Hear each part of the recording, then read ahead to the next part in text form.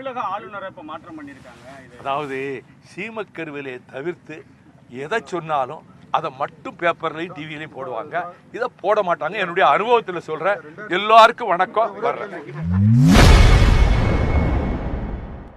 செய்தியாளர் எழுப்பிய கேள்விக்கு மதிமுக தலைவர் வைகோ பதிலளிக்காமல் சென்றுள்ளது அதிர்ச்சியை ஏற்படுத்தியுள்ளது. அதிகாரிகளுக்கு, மாணவர்களுக்கு நான் உங்கள் மூலமாக இந்த வேண்டுகோளை விடுக்கின்றேன். அரசு இயந்திரம் முழுமையாக இதற்கு பயன்படுத்தப்பட்டு அனைத்து துறையினரும், அதனாலதான் ஜட்ஜ் என்ன சொன்னார்னா, all the judicial officers should visit the affected areas and wherever the uprooting of this ஜூலிஃப்ளோரா போய் பங்கேற்க வேண்டும் என்றாங்க. அது மாதிரி எல்லா நீதியரசர்களும் இப்போ வந்தாங்க. வழக்கறிஞர்கள் ஆயிரக்கணக்கில் கலந்துக்கிட்டாங்க. அது அப்படியே நின்று போச்சு.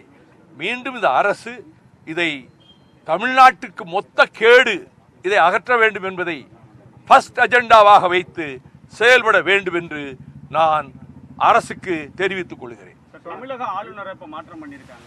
அதாவது சீமக்கருவிலே தவிர்த்து எதை சொன்னாலும் அதை மட்டும் பேப்பர்லையும் டிவிலையும் போடுவாங்க. இதை போட மாட்டாங்க. என்னுடைய அனுபவத்தில் சொல்றேன். எல்லாருக்கும் வணக்கம். வர்றேன்.